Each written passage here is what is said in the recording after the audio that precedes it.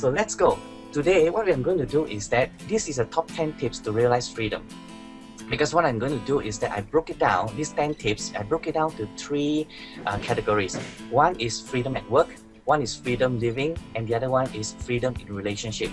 So you see, because all throughout the years, we have been taught, or we believe that we are in such bondage. That means we are stuck with this job, or we are stuck with this person, or we are stuck in this life, and there's nothing else I can do.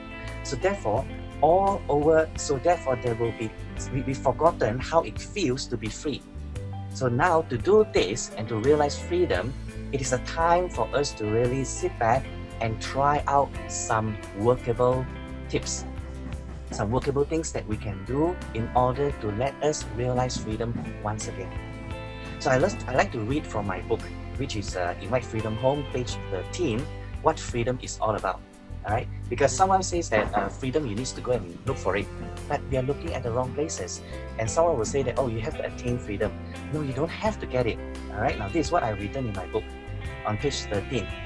Here's what I say. Freedom is not a handout. You don't have to ask for it. For asking for it will be seeking approval. Freedom is not a yearning for something. You don't have to want it. For wanting it will be seeking acknowledgement. And freedom is not a trophy. You don't have to fight for it. For fighting for it will be seeking righteousness, isn't it? And freedom has always been here, like the air we breathe, the water we drink, the blood that flows in our body. It has never left us, because freedom is our birthright. It is in all of us. We just got to sit down and realize that, and then apply it in our work, in our living, in our relationship. That's how we create a flow in life. So let's go to see what top tip number 1 is. So let's go. So freedom tip number 1, which I put it, categorize it under freedom at work. Now this is just one of those practices that many of us maybe in corporations can practice in order to see and realize what freedom is. So when I am a leader, I lead. When others are leaders, I'll let them lead.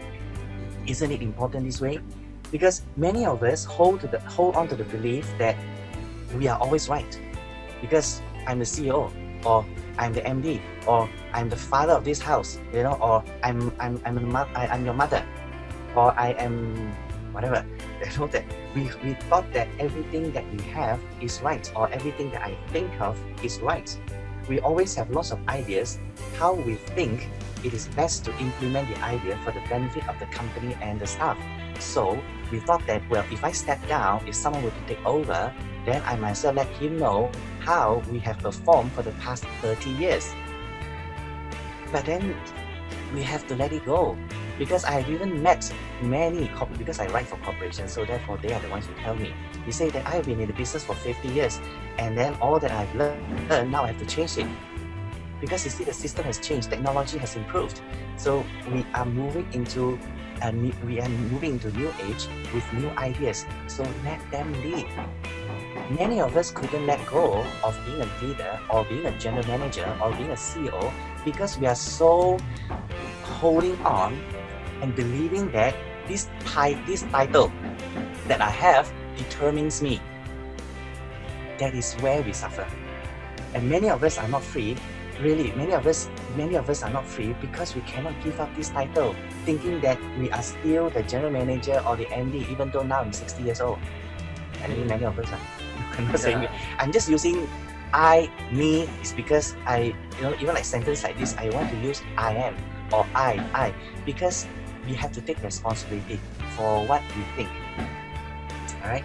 So therefore, people are not free. We are always very busy. So you ask, can you go for a drink? No, I'm very busy. Why? Because we're taking care of other people's stuff. Alright? So freedom tip number 2. Let's go. Freedom tip number 2 is that it is also under freedom at work. So at work, I will take proactive action, do my best, and then I rest. At my website, you'll find online financial seminars, which is I call webinars. I do it regularly. And also a lot of online investment and financial courses, which is conducted solely online. So I'll be waiting for you at my website at kclau.com. I wish you have a great day. Hope to see you soon. Bye bye.